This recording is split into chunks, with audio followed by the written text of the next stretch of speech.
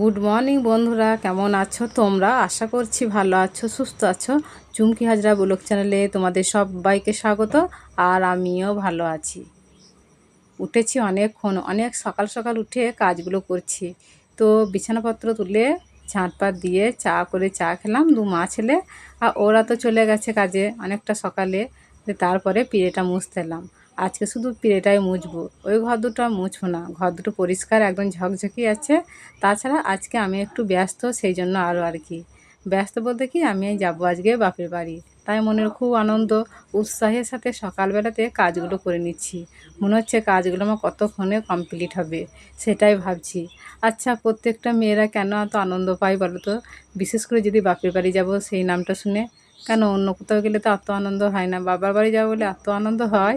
যতই তার বয়স হয়ে যাক, বুড়ি হয়ে যাক, তবুও কিন্তু বাপের বাড়ি যাবে বললে তার এত আনন্দ হয় মনে মনে, তাই না?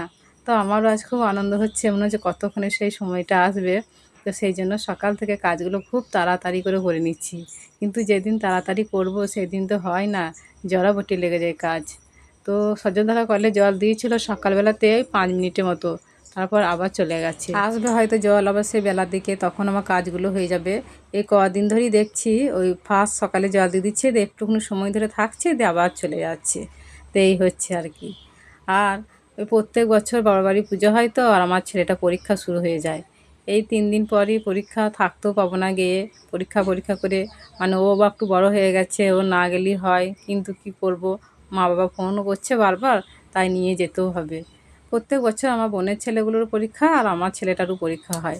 কি জ্বালা, অন্য সময় কিন্তু হবে না গো, শুধু এই পুজোর সময়তেই হয়। তাহলে ভালো লাগে? বাবার বাড়ি পুজো না যদি যায়, বাবা মায়ের তো মন খারাপ করবে। ওরা বারবার করে ফোন করছে। তবে সত্যি কথা বলতে, এটা যদি অন্য কোনো জায়গা হতো তাহলে কিন্তু যেতাম না, বাড়ি থেকে কোথাও যেতাম না, বাড়িতেই থাকতাম। তো পরীক্ষা আছে ছেলের, সেটাও তো একদিক দিয়ে ক্ষতি। পড়ার সময় এখন, তাও যেতে হবে।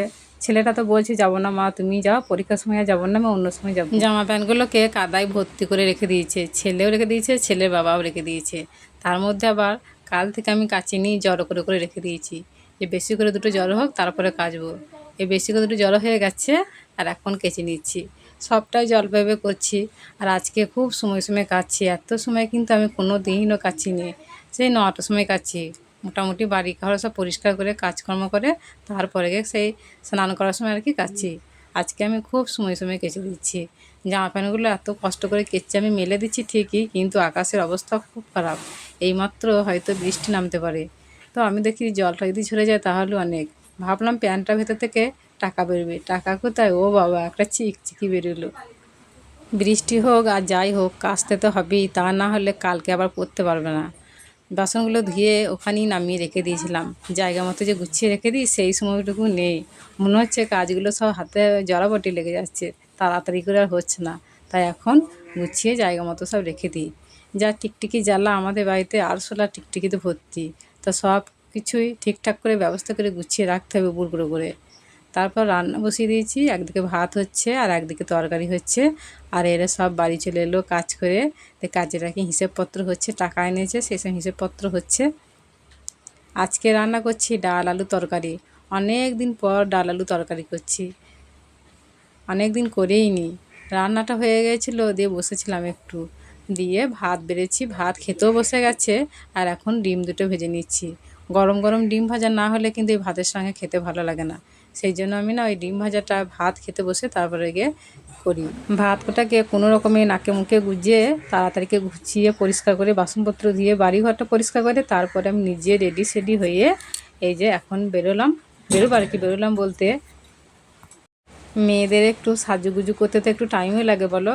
আর ছেলেদের তো কোনো ব্যাপারই নাই, শুধু জামা প্যান্টটা পরে নেবে, ব্যাস হয়ে গেল। আর ও এদিকে বলছে আমি কালকে যাব, কাজ করে আর কি যাবে, আজ থেকে আর যাবে না। পুজো কিন্তু আমাদের কালকেই। এই যে টোটোয় বসে আছি, মিষ্টি নিয়ে নিয়েছি, আর আমি আমার ছেলে দুজনেই বসে আছি। টোটোতে আবার 4-5 জন না হলে তো ছাড়বে না। তো অনেকক্ষণ ধরে বসে আছি, বসে বসে বোর লাগছে, মনে হচ্ছে কতক্ষণে ছাড়বে। অনেকক্ষণ বাদ 4-5টা হলো তবে ছেড়েছে।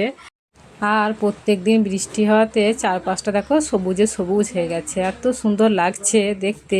শুধু ক্যামেরাতে নয়, এমনিও সামনাসামনি খুব সুন্দর লাগছে। শ্বশুর বাড়ি থেকে বাপের বাড়ি কাছে পৌঁছে গেছি অনেকক্ষণ। আর আমার বোন এসেছে, দুই বোনে গল্প করতে করতে ভিডিও আর করা হয়নি। তো বন্ধুরা, আজকের ভিডিওটা এই পর্যন্তই। দেখা হচ্ছে আগামী পর্বে। সবাই সুস্থ থাকো, ভালো থাকো, টাটা।